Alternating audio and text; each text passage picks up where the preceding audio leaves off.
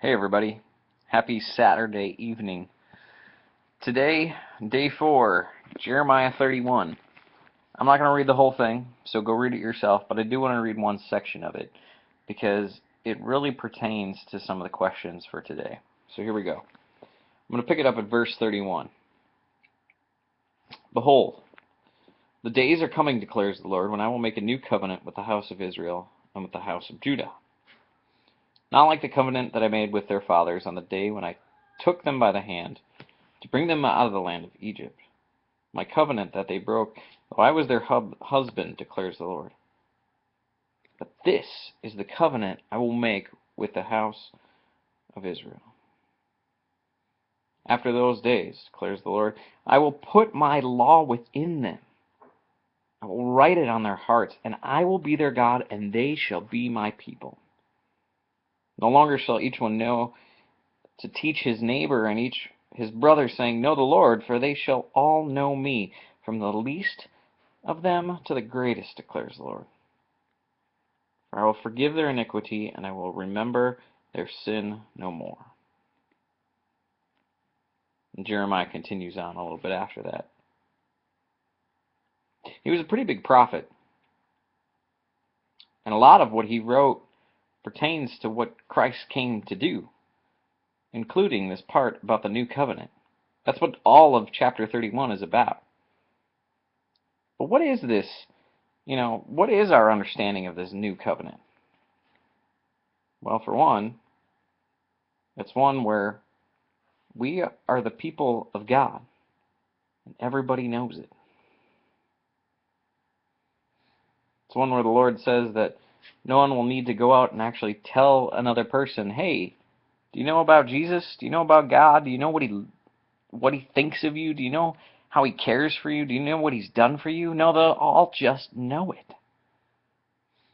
And more than that, the Lord declares. I love that he uses that word. Not just, God says something, but he actually declares it, which means it's going to happen, it's going to be. That he will forgive their sins and remember them no more.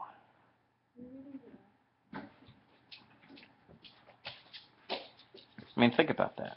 If this is the new covenant, if this is the new, then what was wrong with the old covenant? Ultimately, the old covenant isn't one we could live up to. The old covenant was something that was based on the Ten Commandments. It was something that demanded strict obedience. It was something that not a single one of us could ever fully, 100% follow through on. So that ultimately meant that we needed to do something. God needed to do something to make it possible for us to have that relationship with him again. That's why there's this beautiful strand that runs all through the Old Testament. It's a strand like one single thread in a brilliantly gigantic tapestry. It's a strand of redemption. It's God's story for you and for me.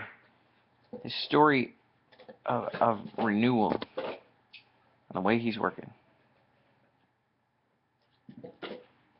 When Jesus says, a new commandment I give you, when Jesus goes and gives these tangible things to his disciples and says, here's baptism, here's Lord's Supper, here's what to do, love God and love your neighbor, these things are beautiful. They're what we do as a result of him initiating this new covenant with us, this new relationship with us. And God's intentions are extremely real. He wants a relationship with us. He wants us to know definitively how much he loves us, how much he wants the best for us. So, go for it. Read Jeremiah 31 today. Read about the new covenant. And get excited about it, because it's coming. We're living in it. That's what it means to be part of God's kingdom.